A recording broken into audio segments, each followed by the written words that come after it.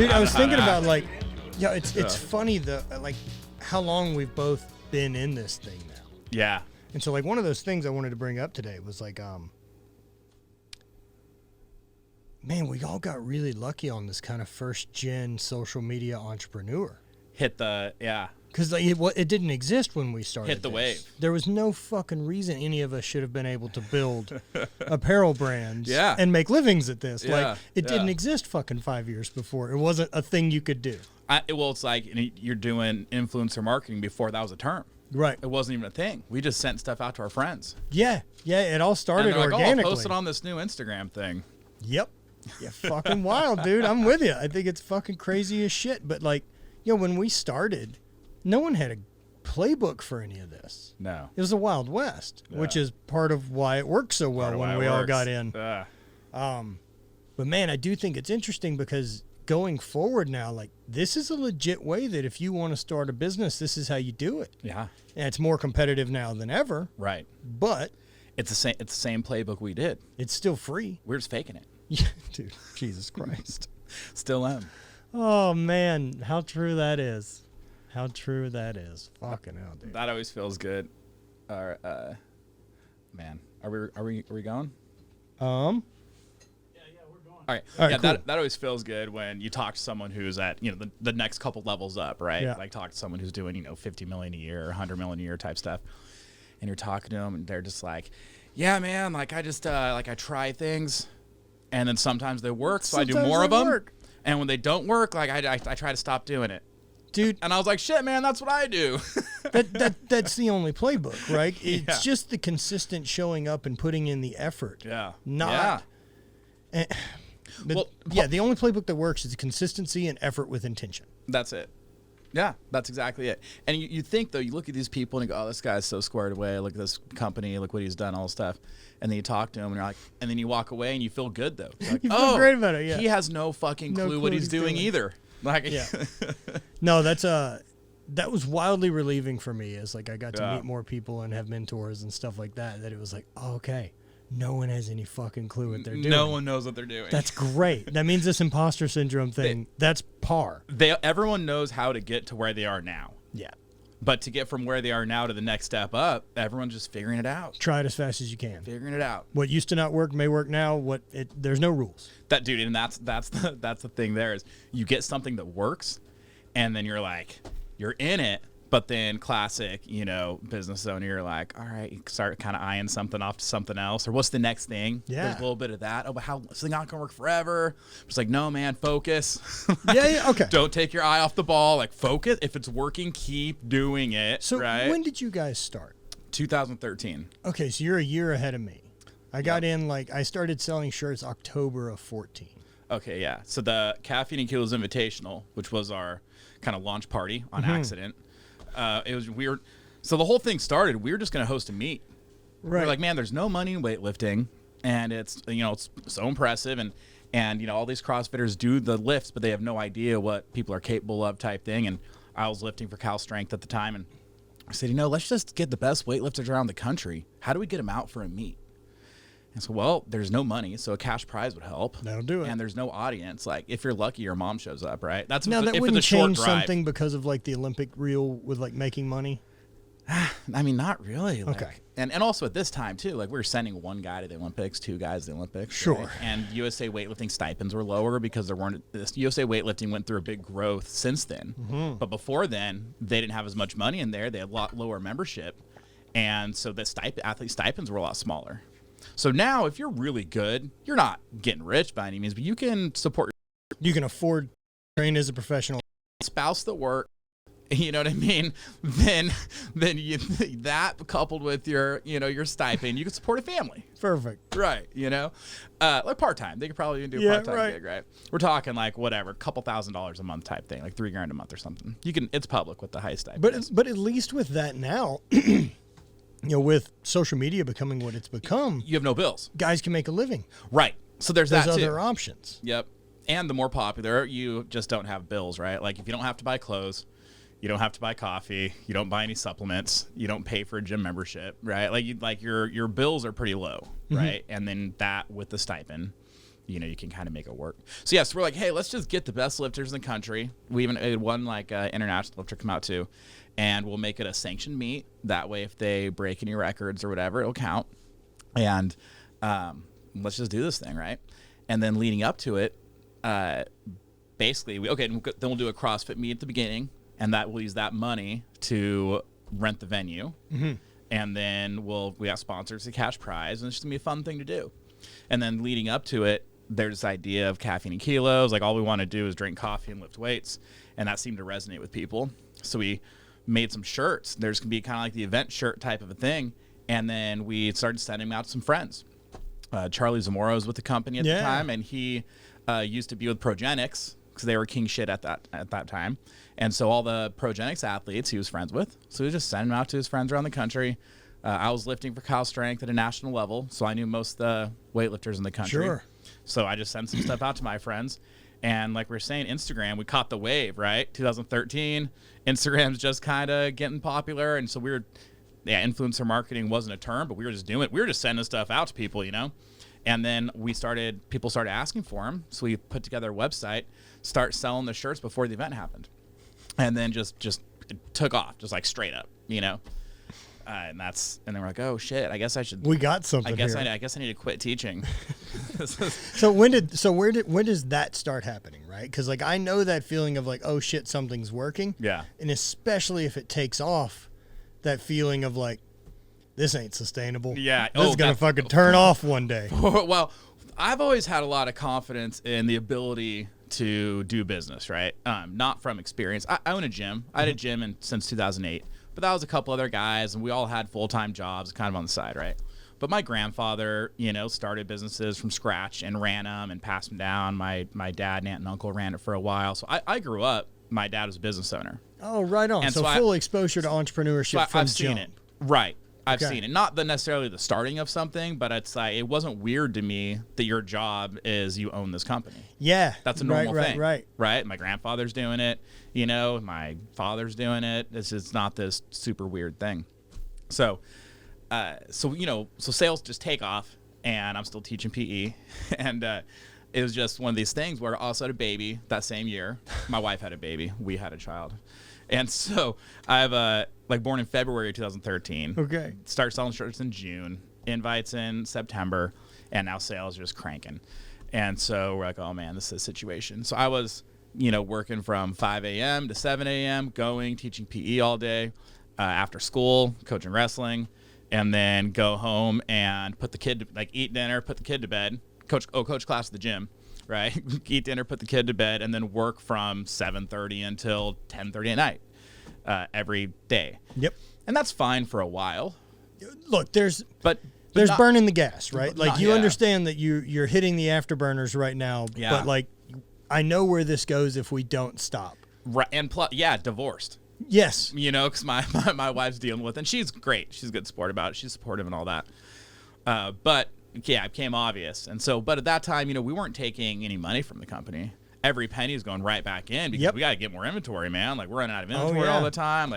And so that was so what I did is we would get every now and then it's like just a little bit, right? Like not for the first 6 months at least, but eventually. So then I was like, okay, well, I could just go to a part-time teaching gig. Then my wife's she's a little more conservative about this type of thing. So then she's still happy. I'm not just all out quitting, but for me, it frees up a lot of time. And then during that year, I knew that would give me a year to get a steady income from it, where I could just completely step away and there wouldn't be any questions about it. Dude, so I love it. That's the dream, right? Yeah. And here we are. Now you started a gym before that, right? Mm-hmm. So what was your first entrepreneurial give a shot? Oh, yeah, probably the gym, I guess. Okay. So that was, I CrossFit, man. Just started doing CrossFit, and I was working in a gym at the time. And, same thing, around entrepreneurial people. My high school wrestling coach, he was a teacher, but then on the side, he had contracts at some government contracts to, run the gym at a local Army base, a distribution depot. And he had the contract to run the pool at that distribution depot. And so I was working for him when I was in college and stuff, at the gym that he ran, at the pool that he ran, and kind of same thing. He's just a guy, a teacher, who's doing this side thing, right? It's like, oh, you can make your own money. So how much do you think being exposed to people that were hustling? I mean, that's what I look at it, right? Like, how much do you think that exposure, like, opened the door for you? I mean, I think it just, what's possible. I think a lot of, I mean, look, if you grow up and all you see, your parents, your aunts and uncles, your grandparents, everybody in your life is just working a 9 to 5, the idea of stopping that to do something else, I'd imagine, would be difficult. But, like, I don't know. Like, this, I only have my experience where it's a normal thing, right? See, I'm first move on it. Really? My brother's 9 to 5, you know, played professional football for a little bit and then went into the oil and gas industry. And then my parents both one job the entire time. My mom has been a teacher and my dad worked in the refinery until he passed. And like, same grandparents were same thing. Retired, worked for a place for 35 years. Yeah. I tried entrepreneurship straight out of college with a bicycle shop and failed. Yeah. I was very interested in being an entrepreneur. Yeah. Didn't really know much about what it took to really make that happen, especially the running a business part. Yeah. Well, I'm still figuring that out. Jesus, man. Same. And yeah, so got beat up in that and got out of it and then went to a regular job for fucking 10 years. Yeah. And did oil and gas, had a full career outside sales. And then this ended up taking off behind me doing the Highland Games and other stuff. And so once it went, it was, all right, well, let's fucking give her hell. Let's go. Yeah, let's see what happens. And it's been fun. But, man, learning that, oh, man, if my dad would have been an entrepreneur, like what a different experience that is to have someone to talk to that would have said, oh, you're going to experience this, this, and this. Right. Rather than, this isn't fucking safe. Yeah. Do you know what I mean? Like, that's a big chunk of the response I got on all this was like, man, maybe you do that later in life once you've done doing the hard part. Something funny is another influence for sure is Dave Spitz from Cal Strength. So I'm on the team out there, you know, 2010 or so. I started doing weightlifting meets, and so by the time 2013, like I'd been going out there, you know, training with the team and stuff. And you look at what he's built. Right, he started this gym, and it's not. I got this gym on the side that's doing fine, whatever. But then he's got this facility. He's, you know, trying to send some to the Olympics. Yeah. They got all these kids in there training. They're doing combine prep, NFL combine prep. They got all these, you know, these guys playing in the NFL that train there, and you just kind of see what he's putting together and what he's building, right? And you're going, okay, well, he's making this work in a way that no one thought could. I mean, I'm gonna open a gym, just have it be a business, but have it be something that's you can actually like make some money at. Yeah, right? I think, and do some different things. Yeah, we weren't seeing that kind of performance center. Right. Right, kind of before that. It's you know, it's different, this like private performance center, and then especially not becoming public knowledge of it. Yep. You know, there was like Gail Hatch had his thing going on in Louisiana, and I got to train there a little bit, but there wasn't. Yeah, I've been there. Gail Hatch didn't have he's fucking tall. He's also 1,000,000 years old. I didn't know he was so big. Oh, he's gigantic. He's huge. I find him to be a really fascinating guy. Hits kids with sticks. Dude, fascinating guy. Louisiana, man. Well, I trained with him for a while, and then I got really close with Matt Bruce for a number of years. I know Matt really well. Matt's great. And so I was training up at Gale's to get better at the Olympic lifts. I enjoyed doing them, and since I was a thrower, they're part of the gig. Yep. And yeah, we'd go up there and train with Gale, and I liked being around Matt. Gale, it's just not my style, dude. Dude. You know what I mean? You talk to Matt, like the training, for example, the same shit every day, every week. So every Monday was the same workout. Every Tuesday was the same workout. Yeah. And he's like, he trained doing that under this guy for like 16 years. 16 years, every Monday, same shit. Yeah, Could you imagine? No, man. Not for me. I mean, it works. Matt, it does. But that's the thing, dude. If you can handle not getting bored with a training program, it'll work. Yeah. It doesn't really matter what the fuck it is. Well, now we can circle that around. Same shit with business. Talking about like you find something that works and you're doing it, and then it's pretty easy to start kind of looking over to the side. You know, part of it is like this isn't gonna last forever, so what's next?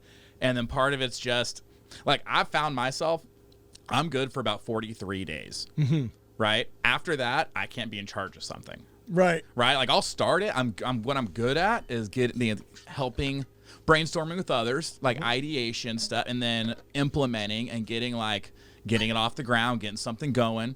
But somewhere between like 43 and 70 days, if someone else isn't in charge of it, I just stop fucking doing it. Interesting. Because I started doing something else.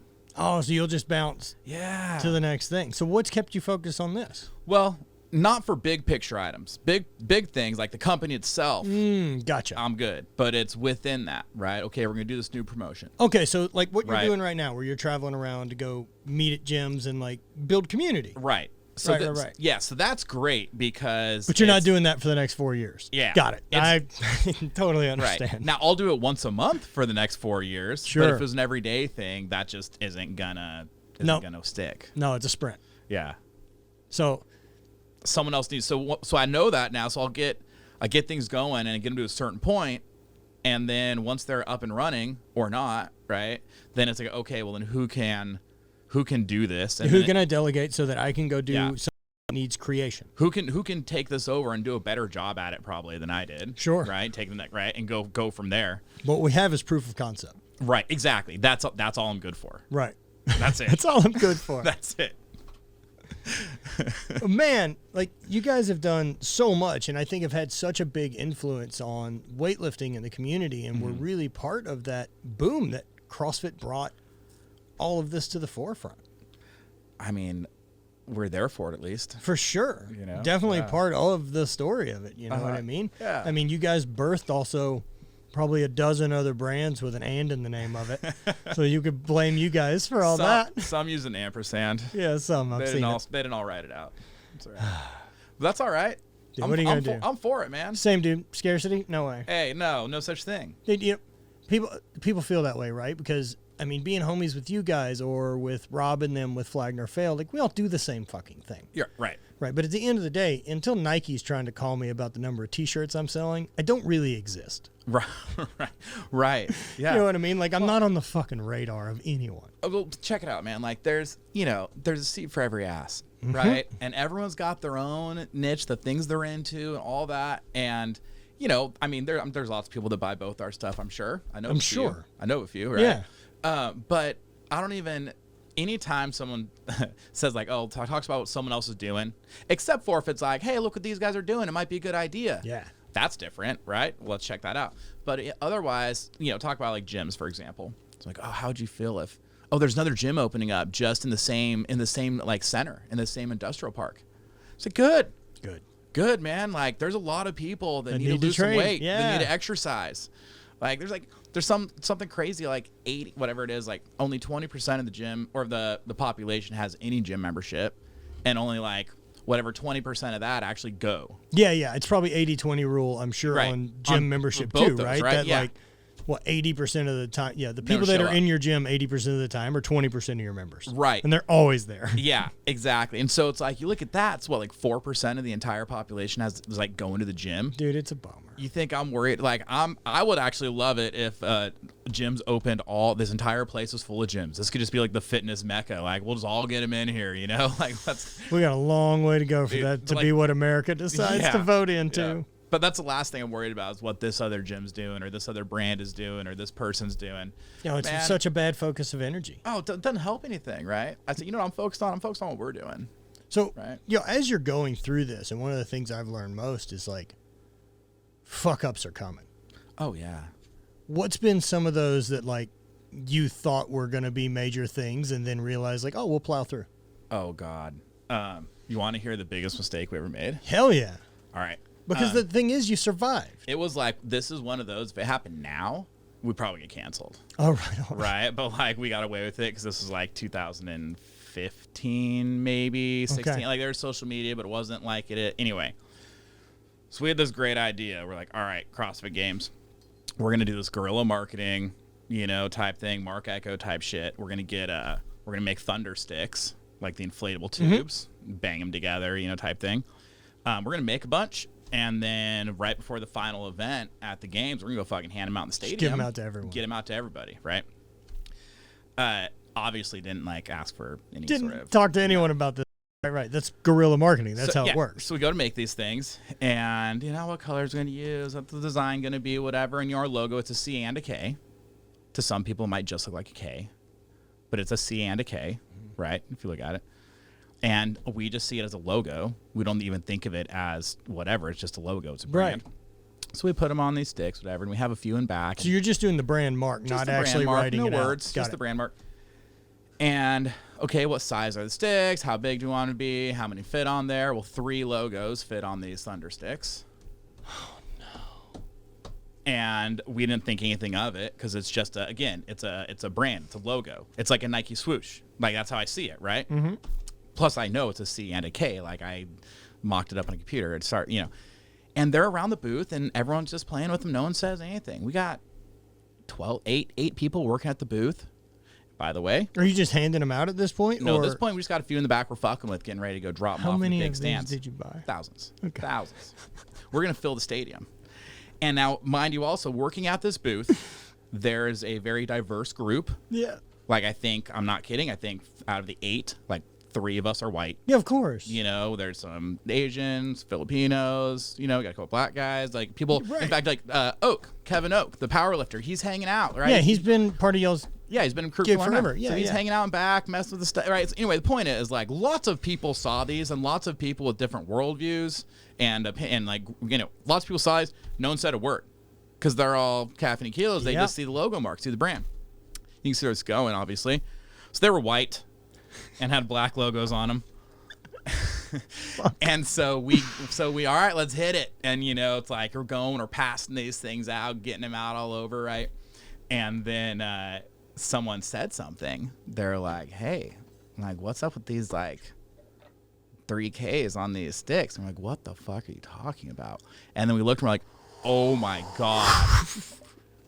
By the way, I haven't told this story since it happened, because it's one of those like, oh man, that's such a good story. Like, push it under the rug, hope that nobody remembers type thing. But I mean, it's so obvious that it was the intentions of nothing course. Right. And so we're like, oh shit. And so Charlie, again, he's like, I got it. We're like, all right, you say you got it, all right. He goes to one of the security guards looks like they're in charge. He's like, hey, I need you to get your guys over here now. He gets together a group, like takes charge, and people just follow. If you act like a leader, people follow. Yeah, just grab a hard hat and a clipboard. Gets like a dozen of them over. It's like, hey, let's go. These things, they're not supposed to be there. We need to make sure to get them out of everybody's hands now. Let's go. And sends them out. And then he goes over, and there's I won't say who, but there's an individual working for CrossFit that was pretty high up at CrossFit that he was friends with. Sure. That we know, you know how that goes. And so he's like, hey, I got to tell you, I did something bad. I did something dumb. That you wouldn't like, and it actually is worse than you could imagine. But, like, I'm fixing it now. Help me, right? Yeah. I told her the story. She's like, oh, my God. And she was like, we'll deal with you later in the meantime. Anyway, so we get them all. And that was kind of that. I think we got them all. Like, I've never seen a picture of them. Like, I think they actually got them out of everybody's hands and everything, and, like, just got rid of them, threw them all away. And there's only are these just in a warehouse somewhere? Oh, they're trash somewhere. I think we probably took them to the dump that day. And there's like 2 people actually came by the booth later and were like, I would like a refund for my purchase earlier. We're like, what are you talking? And they're sitting there explaining to the non-white employees that you're a white supremacist yes, company. And then demanding refunds and all. And we're like, all right, sure, no problem. Like, refund you, no worries. Perfect. Keep the stuff too. It's all good. Yeah. But anyway, yeah. So that was one of those, like, that could have been. Could you imagine today? Like in today's climate? It's different, right? It is such a different climate because there's so much of the virtue signaling too, right? Because we're not interested in nuance or anything. No, don't. Like that is a very reasonable thing that fucking happens. Because, dude, in graphic design, and anyone knows it, whether you're tattooing or anything, at some point you're not looking at the thing anymore because it's become its own thing. Right. And so you don't see that as a C and a K anymore. It's the logo. It's the logo. Right. It's like it's the same as all of it, right? And the McDonald's arch or whatever it is. It's not a K, it's a C and a K. It's a logo. It's a symbol. Right. It's a symbol. It's a So lesson there. So ever since then, we're like, when we put products out, we got make sure that we don't have like just 3 in a row. Got to make sure we got rows of 4 stagger or 2 them. or stagger them, like all this thing. And anyway, so that's one that we I feel like was close call. Could have gone south. Yeah, what about growing pains though? Like with as fast as it sure. took off, right? Like how the balls to strap in and grow with the company when it's booming instead of like, this is gonna, like, we're gonna hit the crest of this and then we're fucking standing here holding our dicks. Right. Well, yeah, I mean, just inventory, right? Like out of stock all the time. And so here's something too. We had some advice when we were first starting off, actually, with talk about Progenics more, Paul Gomez. So he was with Hurley, and then, Hurley eventually sold to Nike, and then he was Progenics and all that, and he was talking to him, and he said, hey, a mistake Hurley made early on is they tried doing too much stuff. They started, the T-shirts going well, so they make all these other designs of T-shirts. Then they start making fucking sandals and slides and shorts and board shorts and whatever. It's expanding out sunglasses, right? Like well beyond what. And then sales started like stagnating and going down. And then they reeled it in, and they got what's their best selling design T-shirt, and they just hammered that, and sales started going back up again. So just like if something's working, stick with it. Don't whatever. And so we really went hard on that advice, and we made one T-shirt design, I think, for 3 years. I've been wildly impressed by that. And it's still our best-selling T-shirt. Yeah. The first shirt we ever released is still our bestseller. And so we're like, all right, let's get wild. New color. Yeah, right. And that was it. Like we would just every couple months we release a new color in the same design, and we did that. I say really it was probably like 1 to 2 years, but it was no shit. It was over a year. Oh, I for sure watched that and was wildly impressed by it. And part of the reason there is too, it's an inventory growing pains thing, right? It's like I'm trying to keep this one design in stock, and now you're going to start spreading that over, other designs, other products, other stuff. It's like, hey, look, we got 3 blends of coffee. We got one design of a T-shirt, and we have it also in a women's cut. And then that's it. Let's go. Yeah, and I mean, what that does is it keeps new eyes coming. Right. Right. The way I went about it business-wise was I like creating designs. Yeah. And so getting to make new stuff and put it out there, I love doing it. It is a trap to build because each shirt design needs proper promotion and fucking promotion. Photos and everything else that come around it. And then at a certain point, you feel like you're just a promotion company. Yep. Yeah, you realize that you're a media company, which is what I'm into. Right. Yeah, if I'm really, really honest, like I love all of it. Right. Like I like the design work. I love getting to film and shoot the podcast. I like getting to create content. Fucking what an honor I get to fucking do this for a living. Yeah. I've got no background in any of this. I threw rocks in a field. I can't fucking believe any of this has worked out. Yeah. But it has. Yeah. And so, man, we've gotten to do crazy projects. We went to Uganda with Fight for the Forgotten to help film and shoot stuff for them. We filmed with Indian Motorcycle last year on some trips, and fucking bite off way more than we could chew on any of that. Holy shit. But that's part of it, is just be like, fuck yeah, we can do it. Yep. And then figure it out, because that's all anyone's doing anyway. Yeah. You take the opportunities, right? And then you figure it out, man. So how many people are you guys in-house now running Caffeine and Kilos? We have a small team. There's like 7 of us. Right on. Super small. So it's me and Dean are still owners. And then Dean does all our design work, all that. And then we have someone that basically handles all our marketing, or does all our email marketing specifically. We got a couple guys out in the warehouse, 1 guy all the time. Sometimes there's 2 out there. And then, customer service, and then kind of an office admin. That's about it, man. Yeah, right on. Yeah, like, I mean, just run it. That's about what we do. I've got a few more creative team, and then now we've expanded to... we outsource some design work and stuff, or like finalization on stuff. But there's so much to be done. Yeah, those little things, little tasks. Yeah. We've got more of the creative team kind of in-house. And then, like, my warehouse is in Topeka and has always been. And so it's been run from there by a buddy of mine, Phil. And so at this point now, we own the screen printer that was doing all of it for us. And we do that in fulfillment for probably like another 10 or 12 brands. Oh, yeah, it's awesome. And for me, like, I know what pain in the ass that part of the system is. Yeah, that's why Phil's doing it. Right. And not only that, for me as an entrepreneur, like, I want to tell other people. Yeah. It's like, if you're scared of that side of it, I'll do it for you. Right. Easily done, small percentage. Because the magic that it takes to make this business grow isn't you packing the box. No. And a lot of people think that they're the ones that have to print the shirts. They do. Yeah, people believe that. That's messy. Yeah. Yeah, I didn't have any intention of owning a screen printer. It wasn't until we bought the existing company. Yeah. And so yeah, man. I've never screen print a shirt in my life. No, me either. I've pressed some. You get like the heat press. Heat press. Done a few of those, but that's it. Yeah. We actually have a minority share in a screen printer as well. Right on. The guy, he didn't even do most of our printing, but he every now and then would do like just if we need something done quick, whatever, or like for my gym he would do it. Yeah. And the community goes, man, I got this. Want to buy this big automatic press, this whole thing. Start talking about it, and I was like, well, how much it cost, man? let's work this out. Yeah. So. What would you say is the scariest moment you guys went through? Oh, I don't know, man. That's hard. I mean, there's things you don't remember, or things that I don't remember specific, right? Mm-hmm. But there's definitely been times, like more times than you'd like to admit, right? Where it's like, oh, so payroll is due Friday, and then you're like, I think I'm gonna have the money by Friday, but the direct deposit gotta go through on like Wednesday. I do not have them. Like today's Tuesday. Yeah. I do not have the money for payroll that I have to have tomorrow, so they get paid on Friday. And like, but you know what? Every time, it's worked out. It's worked out every time.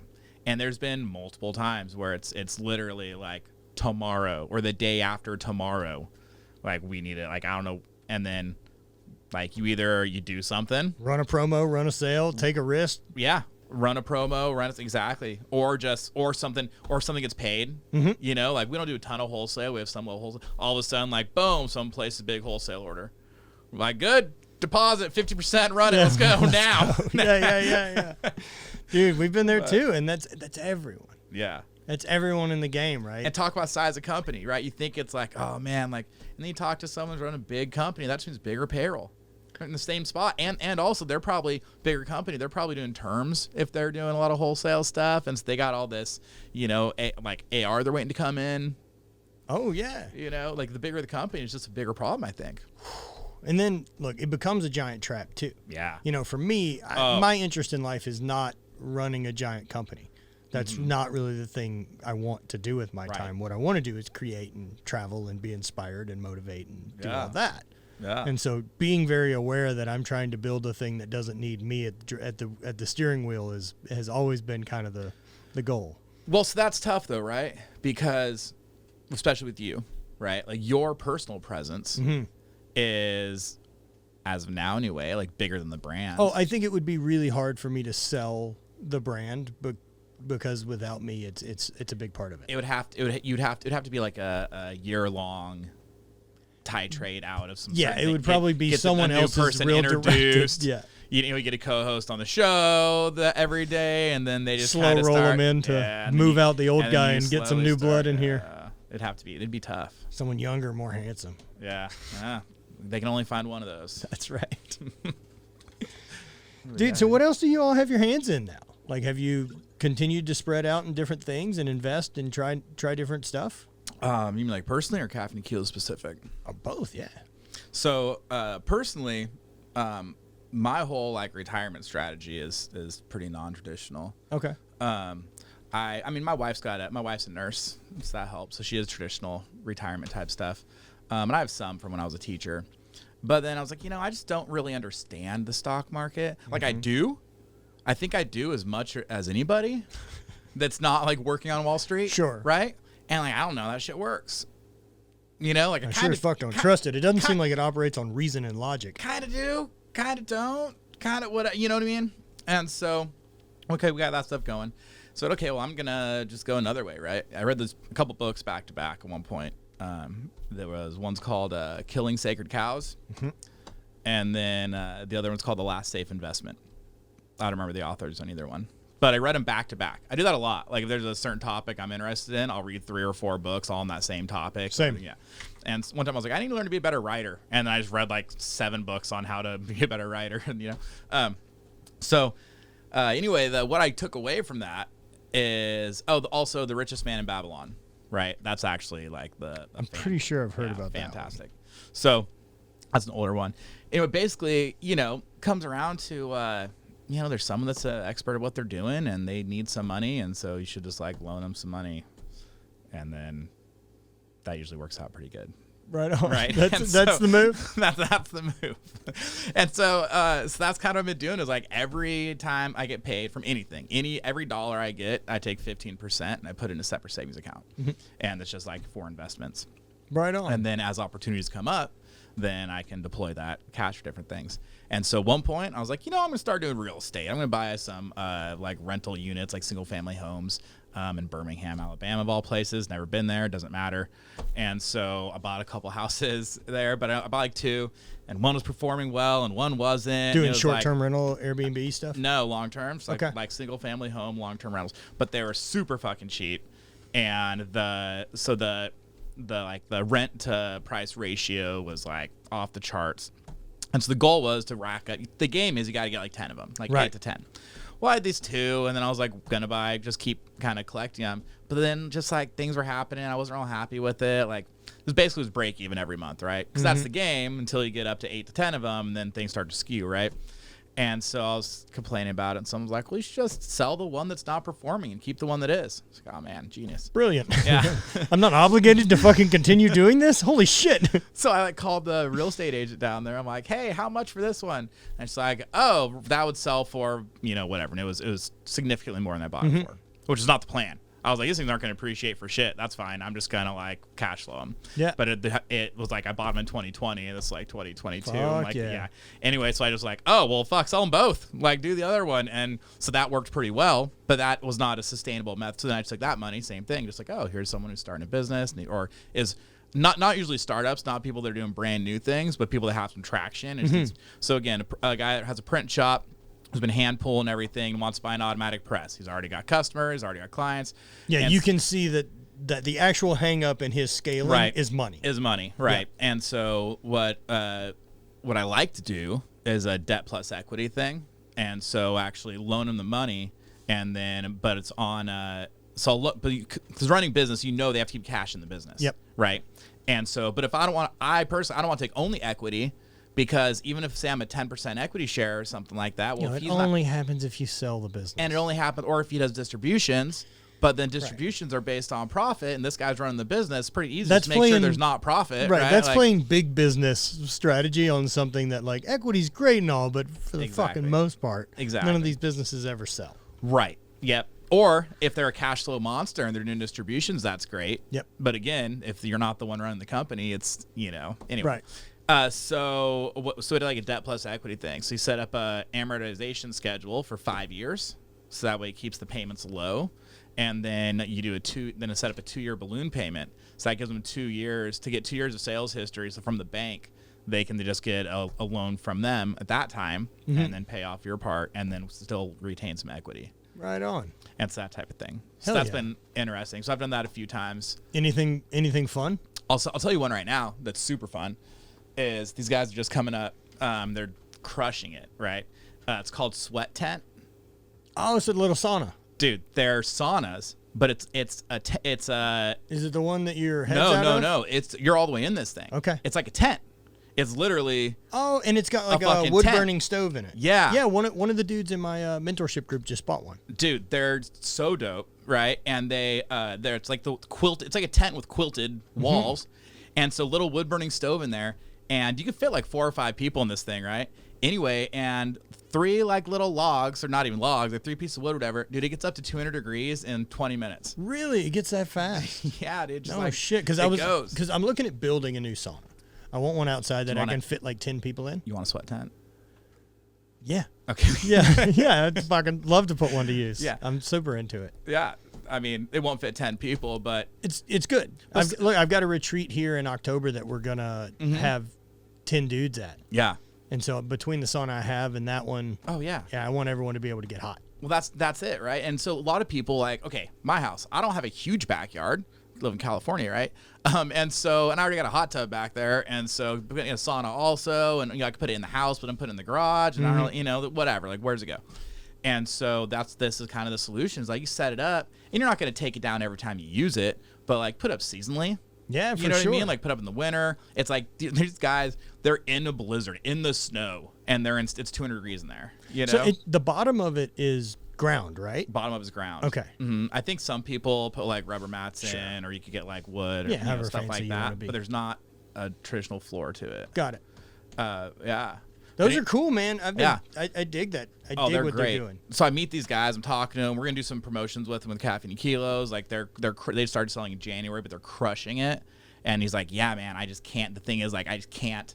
Like they're on pre-sale right now because they're not even doing paid marketing, and they're pre-selling them. They can't keep them in stock. The sauna thing is so fucking hot. And also, it's like, dude, these sweat tents, they're $1,200 for a sauna in your backyard. You know, that's like, it's a quarter the price of the next option. Right. You know?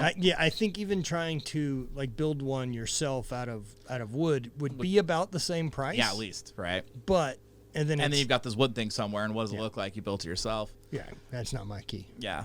So anyway, I start talking to those guys and actually kind of helping them out. Like, I wasn't even looking for anything. I was like, I just loved it. Yeah, and the guys are great. I was like, dude, these guys are great. Are they out west? Yeah. So the main guy actually lives in Southern California. Right on. You'd think he lives in like Minnesota or something, huh? Who knows, man? Sauna shit's great. Yeah. So anyways, we're talking to him. I was like, man, you guys are crushing it. You're gonna like, I know you're like, they're gonna do fine. They're doing great. And he's like, oh well, your biggest problem is you can't buy inventory. Like, how much does it cost? What does it look like? Like, what do we look? You know, anyway. And so, anyways, that's the most recent thing kind of did. So, yeah, I mean, now are they manufacturing the stove? Is that their design? That's theirs. Because I saw it all kind of collapses on itself in stores. It's fucking really, really sharp. Yeah. Oh yeah, they did a great job with it. Yeah, was it yesterday I was looking at it? Oh, really? I've been on their site yesterday. Well, I'm starting to plan the idea on my back porch here. Yeah. Building the deck bigger and then building a building. Yeah. Right. And so I've started looking at like what stoves are to buy because that's really what I want is a stove that I can put stones on. I love the infrared I have. Right. But for the winter and now that we're hosting stuff and having people here, like I want community and I want people to be able to cram into that fucking thing. Right. You know? Right. Yeah. Yeah. So yeah, sweat tent, man. Fuck yeah, dude. That rules. Mm-hmm. Yeah. That's been fun. That's been a lot of fun, like working with those guys, helping them out. One more, whatever. It's interesting is actually. So this is like, do you know Corey G? Corey G Fitness. So yeah, he's old school. Like he's been around forever, right? He's like in Ohio. Yeah, he's in Ohio, right? Old school Jim. Actually, his name is Jim. He was with Muscle Farm. Right. So he started Muscle Farm. Grew it. Becomes friends with Arnold. They start the Arnold line. And then they go public, right? I'm talking like soup to nut from nothing, right? This dude used to work in a coal mine, like literally worked in a coal mine. Fucking hell. Right? Talk about like nothing's stories. impossible. Dude. And so next thing you know, he's like flying out for Arnold's Christmas party. You know what I mean? Like that's like this whole thing, yeah. And anyway, so he started a new supplement company a few years back called Max Effort Muscle, and he had this, and he's like, hey, one thing that kind of went bad with the other one was he had his business partner, and that kind of Corey's like stand-up guy, and so the business partner maybe did a few things he didn't agree with, and he's like, that's it, never again from here on out. If there's ever anything that I don't feel good about, I'm just fucking cutting ties, whatever.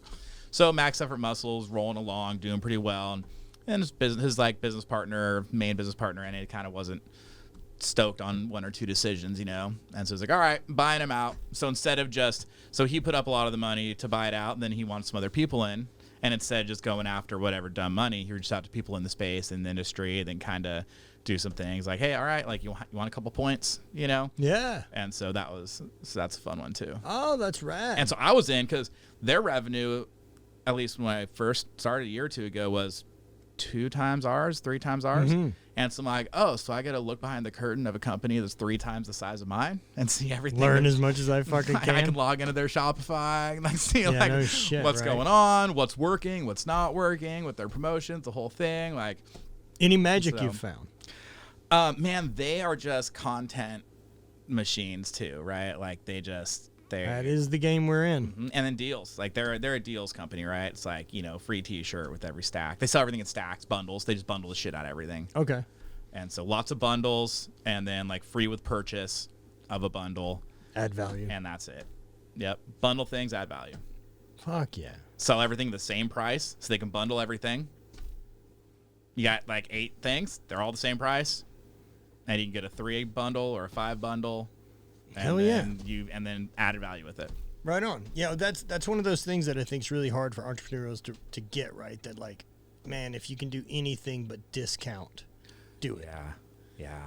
Like if you need to move stock, run a discount. Like know that you've got this button that you can hit that money shows up.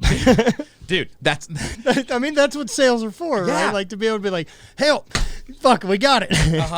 Well, man, it's so funny. Yeah, don't run discount. And then when you do, it matters, right? That's right. Otherwise, fuck, no one's going to pay full price. What do you do like on holidays? Yeah, if you run sales enough, eventually that's just the price. Yeah. Right? What do you do on like holidays, like sale holidays? For example, Memorial Day, 4th of July, where every asshole's running a sale. What do you do? Because we haven't really ever geared ourselves toward like pushing real hard for holiday stuff. Yeah. The holidays we've decided to push really hard on are like Halloween and Friday the 13th. Yep. And those and 420 and the other fun ones, May the 4th. And so we kill those when no one else is trying. Yep, love it. And so on the weekends, like the big holidays, we'll try to do an add value. So like, get 3 pair of shorts and we'll throw in 2 shaker cups, which amazes me people are still into fucking shakers. Yeah, man. Incredible. But it seems like what amazes me more is that people still pay for shakers. Right. There's got to be someone out there willing to send you one. Yeah. For example, you. Yeah, right. So doing that or, bundling ebooks or bundling any of that stuff with it's always good. Yeah. Trying to add value that way with education that if they read and get into, there's possibly more buy-in to the brand, more community. They get more of the why. Right. Yeah. As we always have that. It's like, I don't want to.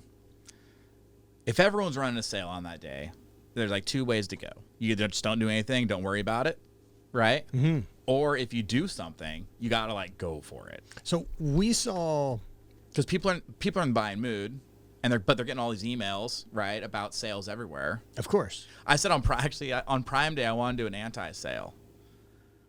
Boost prices? Floated in the meeting. It didn't hit, though. It didn't hit. No, Weird. No one else agreed. I'm like, check it out. We're going to slow down shipping and fucking charge extra. That's what we're going to do. Send out text, send out email. Hey, everyone use Prime Day. We're doing that. We're not on Amazon. We're doing the anti-Prime sale. Everything's 20% more. Support your locals. Support who's in. That's it, right? Yeah. No one else thought it was a good idea. With those promotions and shit like that, like I saw a big drastic change toward like 4th quarter of 21. Mm-hmm. And what kind of looking at like, what you have shifted. to do, what you have to do in a sale for it to work. Like all of a sudden, like if you just say, hey, 10% off, 15% off, no one cares. No, not only that, but I think even the reach of organic eyes shifted. Yeah. Because like everything that was for so long with ad spend was fucking guaranteed return on investment. Right. And so now that shifted, what happened in November 14 is Apple updates with you have to opt in for data collection. I think that's such a fucking interesting move. Because it's a shot across the fucking bow at Facebook. Of course. Right? Because if they do it the other way where you have to opt out, like if there's an action required first, right? Most people don't. Right. But because they had to opt in, most people won't because the same reason. They're lazy. Right. They don't give a shit. And that changed any way the algorithms worked, any way the sales worked. Facebook lost $330 fucking billion the quarter after that shift. It reset the whole thing. Yeah. It's a totally different game now. Yeah. And that was one of those of like, oh shit. Whereas like, I mean, we pulled ad budget and we're like, nope. Yep. Pull it and put it back to where it works now somewhere else, which is us creating our own content. I love the idea of like the non-holiday holidays. Yeah. Like that's what Prime Day is, right? Like, right. They made up their own. Right. And so we did the same thing. They're all made up. Yeah, they're all made up. we did the same thing. It's like, hey, C&K Day. It's the anniversary of the C&K invite. That first one launched the company. And so we do a big promo on C&K Day in September, Man. This year we did something 4th of July that worked really well, but we just cut things like weight. It's like, hey, Arch logo t-shirts, $17.76. Simple. And we sold it. Now we're sold out. Now we don't have any to sell for the next 2 weeks. Incredible. It's like, yeah. But it was one of those things like, you know what? If we're either going to do nothing or we're going to do something like big. Yeah, like right. A huge discount or nothing at all, right? Yeah. I like doing, the short run specific stuff for the holidays. Yep. That's always fun. Yeah. There's always that risk if you're going to eat a bunch of July 4th shirts in October and send them out as mystery shirts. Outlet store mystery shirts. Send them overseas. Yeah. Dude, that's the Black Friday, like it's a Black Friday move, right? Yep. It's like a exclusive collection. Got to do it. Yeah, do it. Yeah, it's part of the gig. Man, it's been fucking fun getting a chance to do all this. Like, oh yeah, I never expected any of this to get here. And what that's allowed me to do is just like, I don't have expectations of where this is going anymore. Right. I'm showing up and doing it and trying to listen. Yeah. And I'm just like, going to enjoy what I do. So I do this thing every year. I do a word of the year. And what's your word of the year? Right. And so last year, maybe it was last year. Anyway, I said, you know what, man? Like, fun. Like, I need to have fun again. You know, it's like doing this so long. No, I bet no one who talks to me or meets me or whatever would think I'm not having fun. Like, I'm a pretty happy guy. Sure. Like, having a good time, like getting after it. And, you know, but then I just realized, I'm like, man, like I just felt like I was just in the grind, you know? And I look around, everything I'm doing are things I want to do. I opted into all of this. Of course. None of this is, you know, now there's another side where sometimes you feel a little trapped. That's a whole other conversation. But, yep. And so. It's your own fucking trap. You built it. Yep. Yeah, that's the thing to be aware of. That's the thing. It's like, you know what, man, I got to get back to having fun. I know that if I'm actually having fun, having a good time, you know, whatever, that everything's going to be better. Business is going to be better. I'm going to be happy, whatever. Yeah, a better me's performing. That's it. And so anyway, so that was definitely a good, like. So what have you done shift. to kick that over? Well, I just like I said, I'm not saying no to anything. Like, so I've always been this way, like opportunities. Even back when I was teaching before business stuff, I had a buddy who's from Alaska, and every summer he'd go back and chop wood for his mom's house and stuff, you know. He's like, hey, you want to come to Alaska for 10 days and fish? I'm like, yeah, man. Like, I don't really fish. But I have, right? But like, it's not like a regular hobby of mine. I'm like, hell yeah, I'll go pull some 13-pound salmons out of the rivers and everything, you know? So went and stayed for 10 days. We hike around, we fish, do this different stuff. But so just like that type of thing, like opportunities like that come up, right? In this job. And it's easy to have excuses not to do things. Like, why am I here in town this weekend? Like, I decided I was coming out here 2 weeks ago. Right. Right? Because the opportunity came up, and I looked at my schedule. I'm like, oh, actually, I'm free. Oh, actually, my wife's not working, so I don't have to worry about, like, the kids or anything like that, right? I was like, oh, yeah, well, shit. I'll just go out to St. Louis for 2 nights, and I'm in town for 48 hours. But I'm going to come out here. I'm going to have a good time. Drive around, meet people, talk to people. You're here. We're here. Someone brought you up, actually. I got to tell you the truth. All right. I said, hey, I'm going to St. Louis. Where do I need to go? Who do I need to meet? And someone's like, oh, Matt's always a good time. Who is this person? I don't think you know him. I don't know. But I was like, oh, he is in St. Louis. Yeah, I guess I should contact him. See what's easy up. stuff, man. Yeah. I actually, so just lucky enough, we'd been on a road trip for the last 8 days. We went up every summer. Bonnie and I kind of fuck off and take the truck and wander somewhere and live out of the tent. And next year you can take your sweat tent. I could pack it with me. Fancy shit. If you're in one spot for a few days. We rarely are. If you're backpacking, no, but if you're just like camping in the truck. Well, even camping in the truck, typically what our road trips have ended up, it's a bit more overlanding to where we're just on the move. Yeah. Different campsite every night, checking stuff out, you know, we'll paddleboard and everything else. So this year we decided to go up to the UP in Upper Michigan and wander around up there. I've never been. Yeah. It's fucking cool as shit.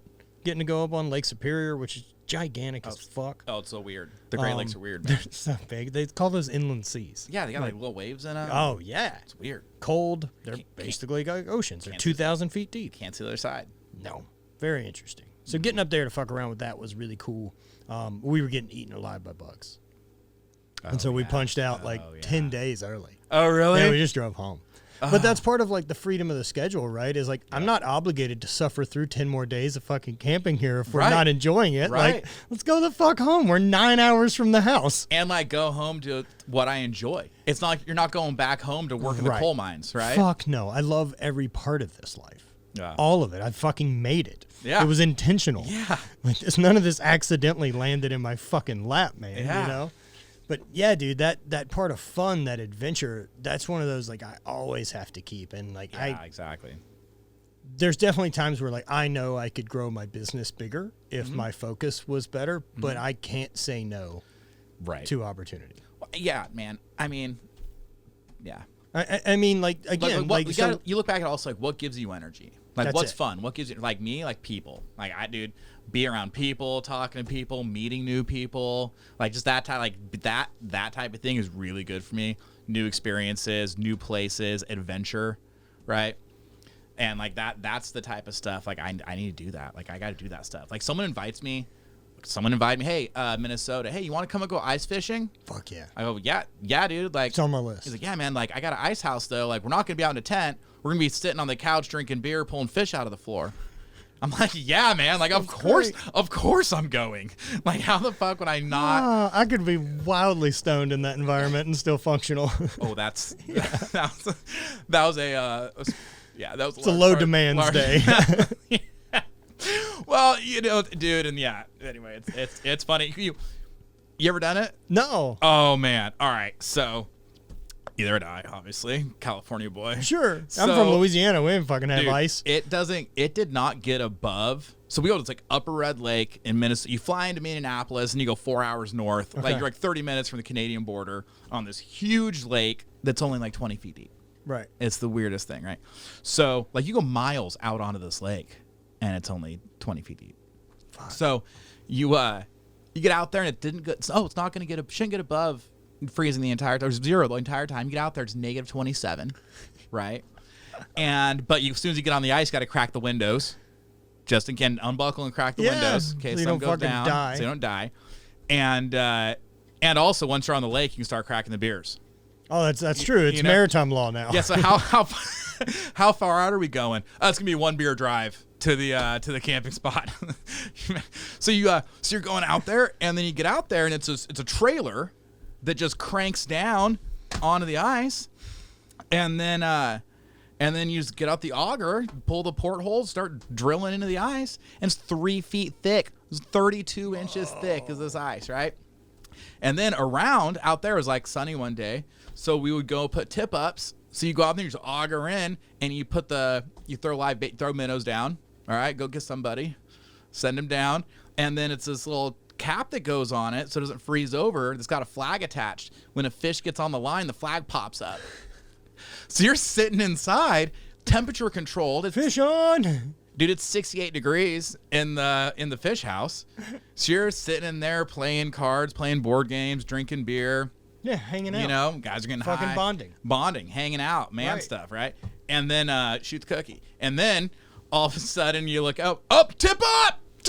Everyone's putting their shoes on, running out there, and then you hand line these fish in. Oh, that seems great. Oh, yeah. All right, I'll have to fucking get up and go do it. I looked at it last winter. 10 days that shit. I realized flying over last year, fuck, I've never done that's an experience I'd like to remove off the list. Is like I fucking ice fished. I'm also in if someone wants to take me, wants to invite me to go do it the other way. Like you want to ride snowmobiles out and set up an ice. I've never ridden a fucking snowmobile. And set up an ice shelter and like rough it, like do it like man shit style. I'm game for that too. Sure. Probably let's not put a whole 10 days on the schedule though. No. Shorten that one up a bit. We'll lighten it up a little bit. Yeah. But in the ice house with the the heater running, and then this blizzard rolls through, of course, because you're out there for 10 days, and you could not see 20 feet. Like you couldn't see anything. And we had these 2 different trailers, like 100 feet apart, right? And like people just didn't. So one's like a bunk and the other one's a fish house. No, they're both like bunks. Like the guy had his own. Okay. This is like their family, like California. Like my neighbor's got a boat. This is what my other neighbor's got an RV. Yeah. He's got a fish house. Got it. Right. And so every weekend in the winter, take the family, him and his wife and his kids, they go up to the lake and set the bitch down and drill in and start pulling fish to the floor. Fucking hell. Yeah. So he had one, and then there's a big group of us. There's maybe 6 other guys that got invited on this trip. So they rented one also, and so they're kind of there by each other. But it's great. Best part is like, when you shit, there's not like bathrooms, right? Nope. There's a bucket. And there's a little toilet seat. It's kind of nice that goes on top of the bucket, right? Should freeze though, eh? That's the thing. That's the funny part. Is it's so gross, but it's also like the least gross shit there is. So like you take the bag, you just open the door and throw it out and close the door. And then in 2 minutes later, it's just a frozen bag of shit. Yeah. Use it as a hammer for fuck's sake. Yeah. Probably the grossest, right? Dude. Like a few years back, I got a chance to go whitewater raft like for 2 weeks on the Grand Canyon. Yeah. So we stayed down in the river the whole time. Oh yeah, man. Fucking great trip. And the way bathrooms work, Grand Canyon is like you have to haul it out. Right. Right. Because it's just 25,000 fucking people a year. It's a disaster. And it's not. You can piss in the river. Not frozen. Yeah, you can piss in the river. Of course. You just can't shit anywhere. Right. And so they have their toilet that's called a groover. And it's a 50, like it's a big 50 caliber ammo can. Okay. Right? Yeah. And a toilet seat on the top of it. Uh-huh. And so they just move it every day to the bank where it's this beautiful view down canyon and there it is. Sit on the thing. So it got the name before they invented the toilet seat version of it. This is still what guides were using. So that you just sit on this fucking ammo can and it would carve these grooves into your ass. So it became the groover. But then you got to empty it every time? Well, there's no empty it. It comes on the trip with you. Oh, you just keep filling it. Well, until they're all filled. We're on the trip for 2 weeks with a group of 20. So then you just take the bag out, tie it up? No, you close the fucking cans. Oh, so they're fucking watertight. You just lock them down. Oh, you stack them up. Yeah. So you turn a bird over, it could be a disaster. Oh, dude. Man. But yeah, man, I love getting out there, right? And one of the things that you said about feeling in routine and feeling the grind, and even though it's grind you've created, when you're in that routine and grind, man, it's so easy that time just fucking warps ahead. Yeah. And I think part of that is there's so much that's autopilot because you know it, right? Like I know the route I'm driving today. I probably know what lunch is going to look like. It's a fucking meal out of the fridge that I'm not thinking anything about. Right. I'm spending my day in here or out there. Right. Right. It looks very similar. They become hard to decipher. And so like 2 weeks in a month can just fucking be gone. Yeah. And unless you throw in some type of pattern interrupt, like a trip like this or a new adventure or a new thing, your brain doesn't ever switch over to like something happened. Right. I need a new thing to investigate and think about and be present for and all this to focus on. Yeah, because man, you can have 2 months of hard work where you're accomplishing shit. Right. And it disappears on you versus 10 days on a trip like that where you're in a new environment with new people and you're fucking switched on. Right. And your memory of it expands instead of it collapsing and condensing, living in that routine, which is, I think, what gets people to that, like, man, that fear that you wake up at 60 and go, what the fuck happened? Right. This is what happened. Yeah. You've been off since you were fucking 25. You know what I love is doing something new. Mm-hmm. I love it because you're so fucking bad at it. So bad at it, you know? dude. And you realize, like, oh, it's okay to be bad. Of course I'm bad at this. I've never done it. Right? And then the learning curve, get that fatty part of the learning curve, you know? It's like you just get better so fast. It's so much fun, right? Dude, I decided, like, you know, after Highland Games ended and the knee went to shit and kind of, you know, I'm not going to compete in this thing anymore. Mm-hmm. I found my thing that I got to be the best in the world at. Yeah. Like, chances are I'm not going to stumble on another athletic activity that I get to be the best in the world at. And also, you know what it takes to do that. Yeah, right. And the thought of doing that again. Hey, I'm not trying to pay the cost. I'm trying to just be the best me. Come on, man. I'll pay that cost. Dude, right? I get it. And so now looking at, like, since there's no expectation of, like, I'm not going to be good at this. No. So who gives a shit then of, like, where I'm going to be less good than I was at the Highland Games. That's for sure. That's sure about it. I don't give a fuck about any sport I pick. I'll be less good than that. There will be nothing for you peaked. Yeah, so let it from here on that go, right? You're so never so now it's just fucking how do I steal all the it's beginner house money. gains? It's house yeah, money. I'm stealing beginner gains from any fucking category I can and then bail before like I don't need a purple belt. Yeah, but you know it's funny, and also like you get pretty because you've been at the top of something, right? So again, you know what it takes to get there. Yep. Which also means you know how to work. You're not afraid of drilling. You're not afraid of doing the boring shit other people don't want to do. You can delay gratification. And so you will actually get better at things a lot faster than other people. One, you have this athleticism that you've developed over years and proprioception, all that type of stuff, right? But aside from the actual physical things, just the mental side of this is how to get good at something. Yeah, you just show up and do it I forever. know it, and I'm okay with that. Yep. And you show up and you do the boring shit over and over again, and you do it with people that are way better than you. Yeah, and I'm going to have a ton of days that I go, I fucking don't understand what's going on. Yeah. Why am I so fucking terrible at this? You're going to be terrible. Yeah, exactly. And dude, that goes for running your business. And you're going to fail, and you're going to fail, and you're going to fail, and you're going to fail. That's running your business. That's training for a new thing. That's your relationship. Yeah. Like, surround yourself with people that fucking have good relationships, right? Like, all of those type of things are so wildly important. Yeah. I started climbing, rock climbing. And there's an indoor gym in town that's badass. Brand new facility. Great place. So that's friends that were going there. You should go. You'd like it. I'm like, yeah. I'm sure I would. But at this time, I wasn't even working out as much as I wanted to. I was working out like 2 to 3 days a week. Right. I was like, man, like, if I'm going to the gym 4 days a week, then we'll talk about hobbies. But like now, this I need to just keep the wheels on. I'm trying to, man. So anyway, my youngest daughter starts kindergarten. Boom. All of a sudden, my day opens up like you wouldn't believe, right? So you gain like half an hour in the morning, and it feels like you gained 7 hours in the day. Oh, right. So anyway, I'm like, oh yeah. So my older daughter was doing a kids class there. I'm like, oh well, instead of just dropping her off, I'll hang out and climb a little, fuck around.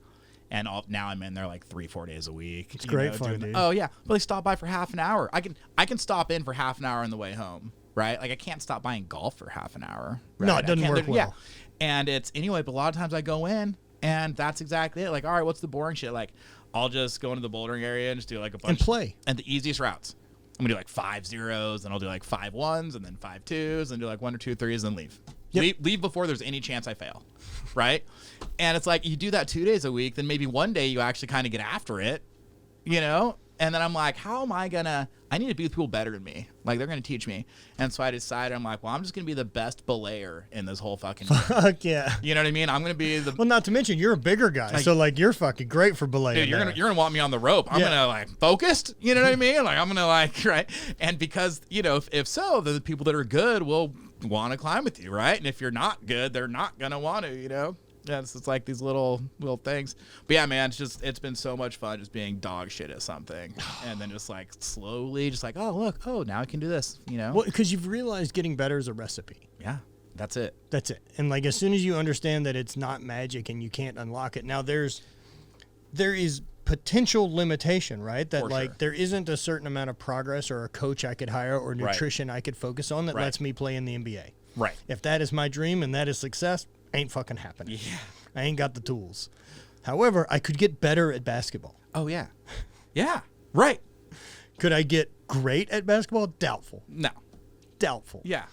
I may have missed the window. 40 and a fake knee isn't where people start their basketball career. Are you 40? Yeah. Oh, man, I'm 38. Good work. I thought I was older than you. Nah, man. Turned 40 in April. Oh, man. You got to tell me your secrets. I dig it. I'm into it. Yeah, it was 40 was a weird birthday. Uh-huh. One of the things that kind of came with it was, the awareness of like my own internal childish bullshit. Mm-hmm. Of like excuses I don't want to do a thing or any of that voice that pops up like, man, I don't want. Yeah. Like any of the reason like I fucking eat better, worse than I should or not do the fucking work or any of this. Like, we're fucking done with that. Mm-hmm. If 40's not an age that you get to say, hey, man, you're an adult.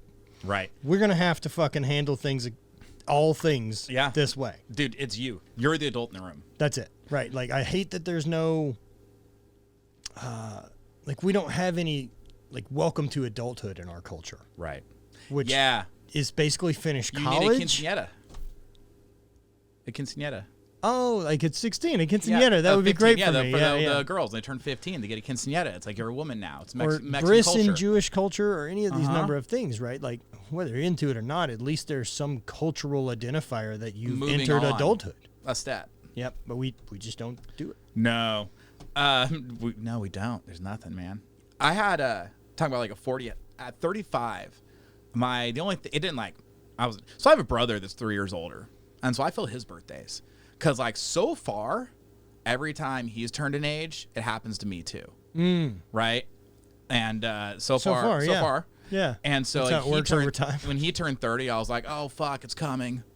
Then he turned 35. I was like, oh, man, I guess I'm next. Right? And so then when I turned that age, doesn't bother me. But 35, I had a similar thing. It wasn't no one's coming to save you. It was more of a... I noticed people quit saying something to me, right? Is that before, people would be like, oh, man, yeah, everything you've done, and still so young. Like, oh man, look at this company and at your age too. And then all of a sudden you get to like your mid 30s, you get around like 34, 35, 36. No one says that anymore. No, like you should. Like now, this is where you should be. Yeah, man. Like you're an adult. Like, oh, you've had some success. Yeah, good. Because you're fucking 35 years old. You're not a young man playing you're in your 20s. No, there's people who've retired already. Yes. Yeah. You're in your 20s. You're like, oh man, run your own business. It's great. Mid 30s, you're like, yeah, dude, that's what you're supposed to be doing. Like nobody cares anymore, right? Right. At least that's, Well, at least the polish of it, right? Right. That you're in it now. Oh yeah. And right? so that like fucking 10 years in, like you're fucking in it. And so I like that. That actually it made me better.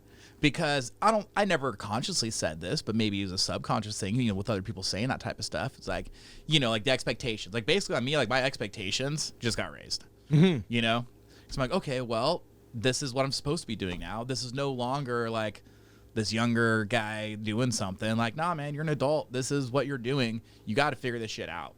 Like the time for Tom fuckery is over, right? Like, and that was, dude, that same feeling was a big chunk of like why I decided to rebrand. And go from hate to not dead yet. We can talk. I love the rebrand. Thank you, man. I'm gonna tell you. Speaks a lot to me. I'm gonna tell you something. Yeah. I don't really feel comfortable saying it. I never liked Hate Brand. No? No. Oh no. I didn't like it. I know that's fine, right? That's the thing, right? And actually, I liked a lot of stuff you made. Like designs are cool, everything was cool. I was like, I just doesn't really do it for me. Sure. But that's okay. Because not everything's for everybody, right? Well, look, I also ran a company for 9 years that people bought tons of shit from me and still couldn't pronounce it. So Tell you this though, not dead yet. I love it. Yeah. Fucking love it. When I saw you did the rebrand, I was actually pumped. Thank you. I was like, man, that makes me so happy because I liked everything you were doing other than the actual brand. Yeah. And so now it's like I get all the benefits of everything I liked before, but I can actually like the brand too. Yeah, and not to say brand, I mean like the actual like name of it, right? Of like the brand as a whole. Like I said, I loved everything you were doing. Right, everything ethos and everything hasn't changed. Right. It was just that anyway. That part I was just like, eh. And it went the same for me. At some point, right? That like that's my job to educate my culture, and if the people that are buying stuff from me, despite not being able to say how it's fucking pronounced. Maybe I could do myself a little bit of a favor here and not be such a stubborn asshole on the name of this and try something else. Right. And no one else can make that decision but me. Right. And so at that point, it was like either I'm owned by this thing that I don't quite align with fully anymore, which was just the hate thing. And that too, right? Like that's still how I get shit done. Like that's the voice inside that's like, we show up. Right. Like I fucking don't tolerate mediocrity from myself. Yep. And then the not dead yet, like it just has gotten so much louder for me. Yeah. And so one of the things you asked was my jar of marbles. Yeah, dude. Let's hear about that. Roundabout story. My old man passed away April 5th, 2014, pancreatic cancer. It's like 11 months from diagnosis to dead. Right. And you're 31 years old. Yeah. So I'm 31 years old. He died at 62. And so I just had that big moment of I'm halfway through. Halfway through, right? So what does that mean? If I am halfway through, what does that mean? It's 1,612 weeks. That's what I got left. Yeah. That is what I have that many weeks to accomplish all my dreams and experience everything I've ever wanted to. Mm-hmm. What are we fucking doing about it? Yeah. And I wasn't able to shut it up, and I haven't been able to turn it off. Yeah. And so, like, that's the why, man, because every fucking Monday, when I pull a marble out of that fucking jar and I reflect on it and look at it, the questions I have for myself are, was this spent out of obligation doing things that you had to do, or did you spend it pushing your life in the direction you want it to go? So you put 1,612 marbles That's what in it started with. It's 1,132 as of Monday. Yeah. And so then when you get to zero, it's all found money? Still found money, man. Yeah. I still don't believe I get all the way through. You know what I mean? Like, there's no 100% chance that that's what happens. No. But that's what's the focus, is that either way, when I examined last week and it was either spent doing things I'm in love with and pursuing my fucking dreams and surrounding myself with people I give a shit about. Or did you just fuck it off? It goes in the trash. Marble goes in the fucking trash. I don't collect the good ones. Yeah. It's gone. I don't ever get to do it again. They're all gone. They're all fucking gone, dude. And so that's what keeps it dialed in. I've heard of something similar, of just like calendar-wise. Mm-hmm. like printing up every box is a week. Yeah, the way I tell it to people is like take the number 78 minus your age, multiply that by 52. That's how many weeks you got left. Yeah. It's probably relatively accurate. I'm going to make it to 82, though. Right on. I get an extra 4. That'll work. 82, huh? I don't know, man. Look, man, I'm going to stack the cards in my favor the best way I can. Yeah, that's where I'm at. I try at this point. That's kind of the goal for most things, longevity, right? And look, that realization, like there was, when Dad passed away, right? Like, so that's 2014. So I had won my first world championship in 2012, and then I won my second one later that year. And then I started selling T-shirts later that year. Yeah. And it wasn't until 2017 where my knee has gone to shit, and now I'm in a bunch of surgeries, and now I can't compete anymore. And now I'm like, how the fuck am I going to maintain this business? What am I going to do? No one's going to give a fuck about anything I'm doing. They're supporting this thing because I'm competing and what the story is, right? Oh, yeah. And content around it and blah, blah, blah. So what am I going to tell rehab for the rest of my fucking life? And, it just had to make a move. Have you talked to Brandon and Lily about this? Oh, yeah. It's the same story. Similar, yeah. Yeah, Brandon and I have known each other the whole fucking run, too. Yeah, Brandon's great. Yeah, and, so, like, there's no fucking risk to it, right? Like, right. I'm fucking dead. Either way, the end of this story ends the fucking same. It's me alone and dead. Yeah. And so what the ride's going to be, right? I know that there's a chance me alone and dead also ends with some type of terminal fucking illness that fucking steals it all from me. Right? And it isn't, I can stack the cards in my favor, and I'm not doom and gloom. Right. But I'm aware that's a possibility. Well, so it's going to happen. And if that's going to happen, the ride has to be fucking worth it. And I'm damn sure making sure it is. And let me tell you something else. I love all that. I'm on board with all that. And like talked about terminal illness at the end. You know what I love the idea of? The goal is to get old, get sick, and die. Right? Like I'm talking like I want to get sick and then fucking die a week later. Mm-hmm. Right?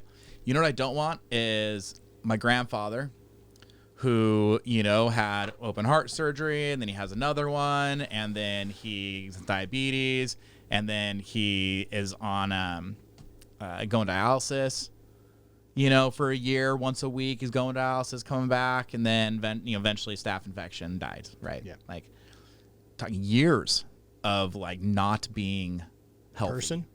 Healthy, right.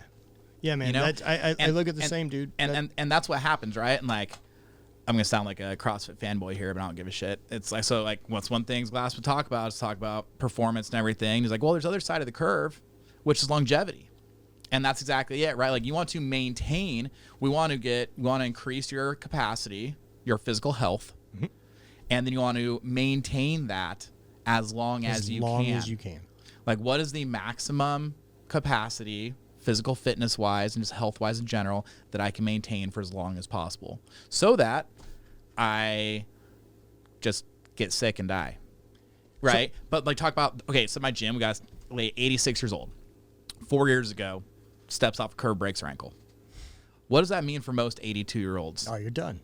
Right. Yeah. She'll be dead in a year. Right. Cause she's going to be she's not going to move around as much. She's going to be in a bed. It's going to be raised, and then she's going to develop pneumonia because she's supine all the time. And then, dies, right? That's it. And then she died of pneumonia. No, she died because she broke her hip. She died because she broke her ankle. Right? But that's not what happens. Like, over the course of a year, this thing goes down. Well, but she's been going to the gym 3 days a week for the last 15 years, since 2008 when we opened, and she's doing step aerobics outside of that and shit. Breaks her ankle. She got a cast on it, and 6 weeks later, she's running again. She's 82 years old. Yeah, because she can also probably get herself up off the ground. She can get herself up. Well, yeah, because she squats 100 pounds and deadlifts 150 pounds, and she's 86 years old, and she rides a fucking snowmobile. She has a cabin in the woods. Dude, see, that's why I love, like, Kelly and Juliet's Tourette. Yeah. Like, they've done such good work at promoting that from both the children's standpoint with stand-up desks that they were doing with schools and that, and now with Built to Move and what they've done there, but giving people some fucking blueprints on actual physical education, which we fucking skipped over. Yeah. We bailed on it, and it's a fucking bummer. Yeah. Because we as a culture decided that being blue collar and hard work isn't a sign of success. Right. And when you've actually removed the hard work that needs to be done to create a living, per se, make money, that itch and button still needs to be fucking maintained. Yeah. Otherwise, this thing doesn't work right. Well, I mean, you layer that in with nutrition. It's the same story, of course, right? Like, because if everything involves calories, why would you tell me that the quality of calorie doesn't matter? That's crap. It's crazy. It's absolutely crazy. And then with that, what are people eating, right? Like, people are going out, my childhood, right? Eating fast food a few days a week type thing. Well, how do you feel? And then you're a couple pounds overweight. Well, it starts a couple. You gain your 10 pounds a year, right?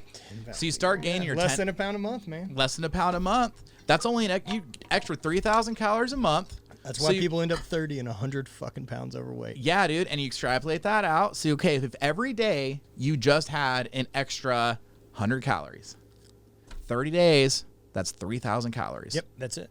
And then that's almost a pound. That's almost a pound. And then in a year, you're going to gain 10 pounds. It's a fucking math equation. That's it. And then, that starts when you're 20 years old, out of high school, you start drinking, add in some little kickstart, booze kickstart. And then solid calories. Yeah.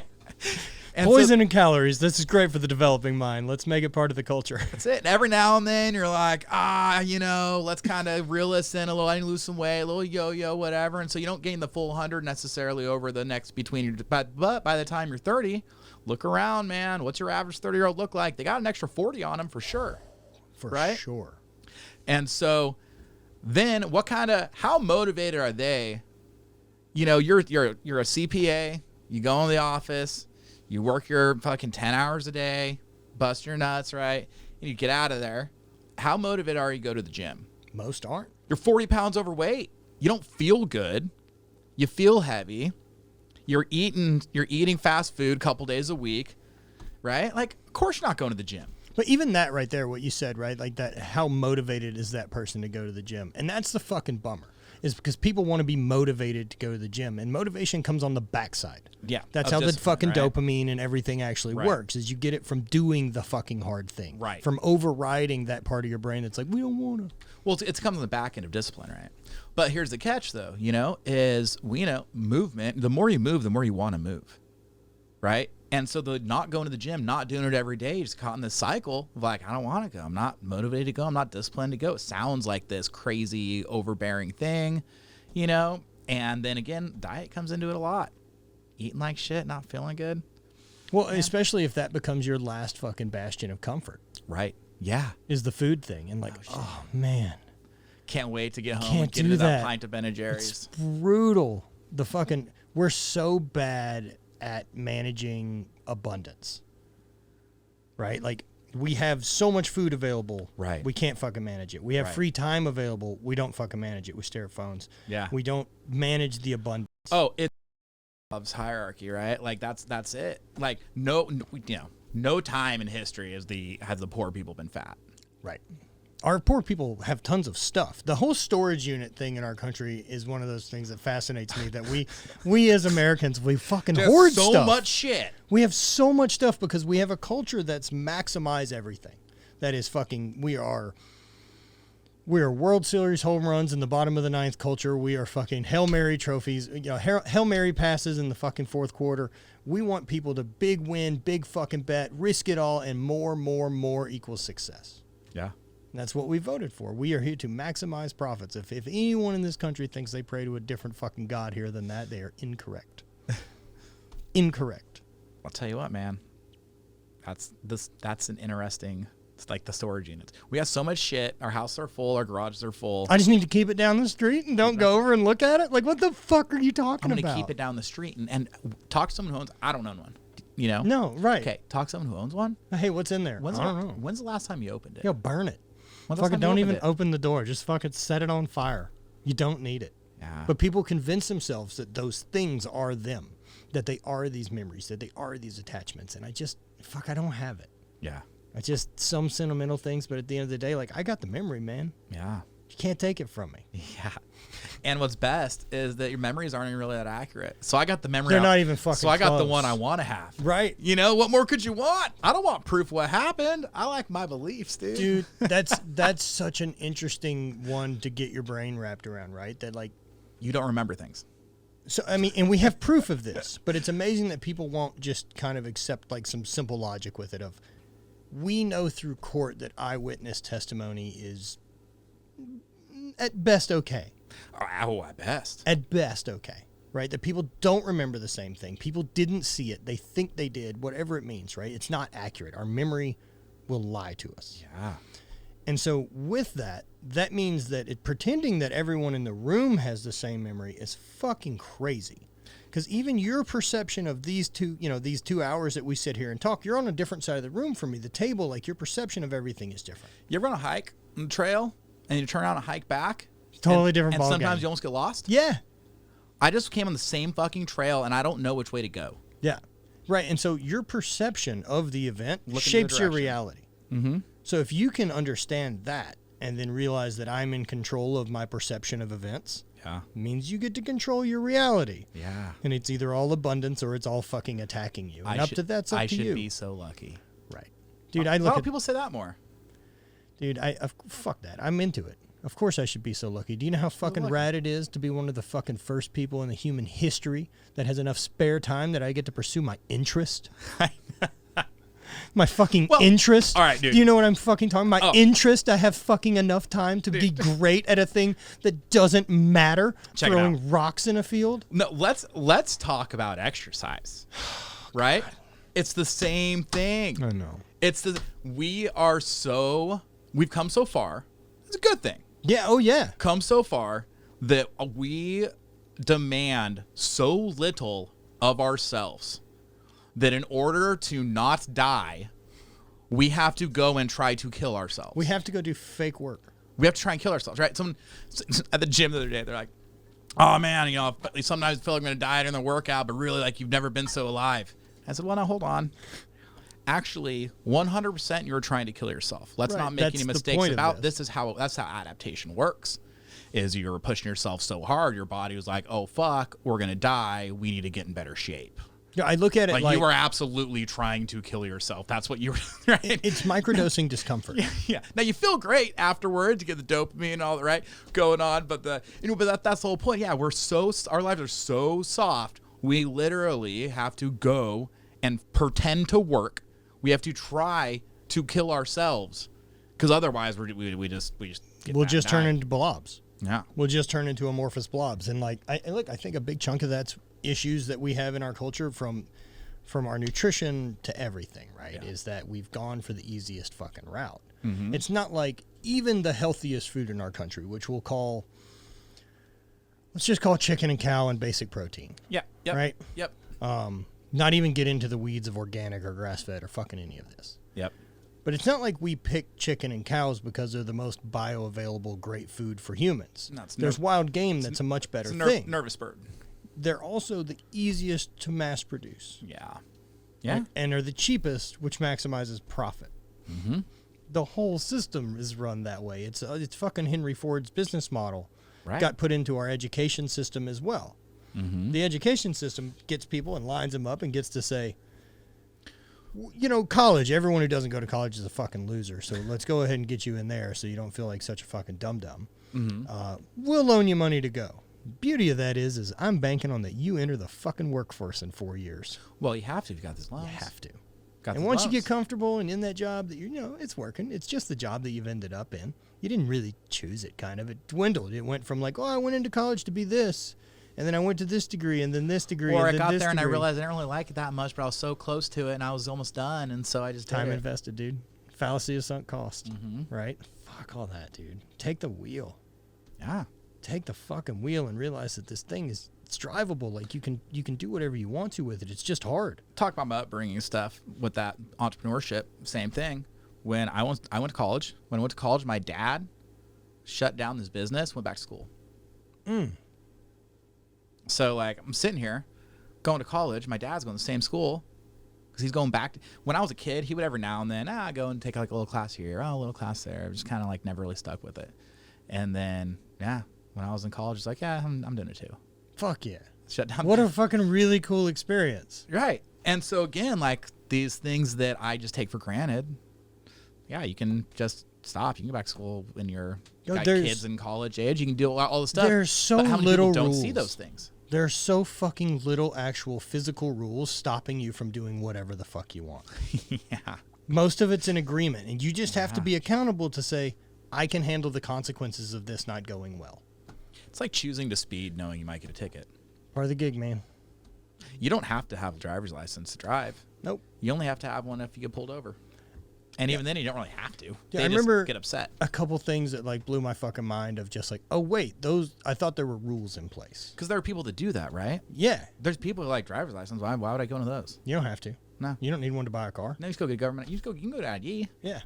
Well, like one of those was a friend of mine, entrepreneur, a bunch of various stuff, and like the first businesses that he was telling me that he had opened was like a dental office and a plastic surgery clinic. And dumb me is like, you're not a doctor.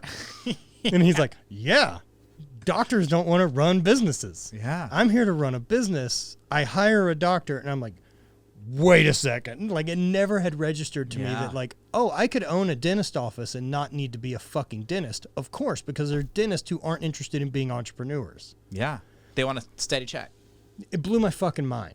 The idea of like, you can do whatever you want. You can own and open and do whatever you fucking want. You can't be a dentist. You know what I mean? But like, you can. You just got to go to school. Right. You need some other paperwork. If you're gonna mess around in someone's mouth, we're gonna need some certifications. Oh man. Fuck, I hate the dentist. Dude. Since I was a kid, I'm fucking not into it. Every time, like I go, like I'm supposed to, but every time I'm like, all right, I got to talk myself up. Oh yeah. I'm like, dude, it's gonna be fine. Look, you've gone all these times. It's never died. You're fine. You've always left. It's never every been... time I walk out, I'm like, I hate shit. this. Yeah. Yeah. There's no good dopamine release for fucking going to the dentist. It's the worst, dude. And you're just sitting there with your mouth open, and it's like, of course he's talkative, you know. Dude, let's take this in, man. Where can everyone find you? What all's going on? So caffeineandkilos.com. Me personally on Instagram, it's Danny_Lehr, Lehr. If you want to learn about everything I got going on. Hell yeah. But yeah, man, Caffeine and Kilos. Drink more coffee, lift more weights. Love it. That's it. We're just out spreading the message. That's what I'm doing in St. Louis. Driving around, just spreading the message. Fuck yeah. Drinking coffee, lifting weights, having a good time. Well, dude, you know you can actually feel good. Like, here, tell people that. You know you can feel good. One question I got for you before we go. Man. What does not dead yet mean to you? Man, well, I'm dying. We're all slowly dying, right? But I'm not dead yet. So since I'm not dead yet, and I know it's going to happen, whatever I want to do, I need to fucking do it. Not procrastinating on things, not putting things off, not waiting until tomorrow, because there's no tomorrow's promised. And if you do wait till tomorrow, right, then you just wasted another day. Even like I talk about limited weeks, you got limited days, man. You got limited hours. Clock is running. Clock's ticking. Thank you, man, and thank you guys for listening. We will chat with you next week.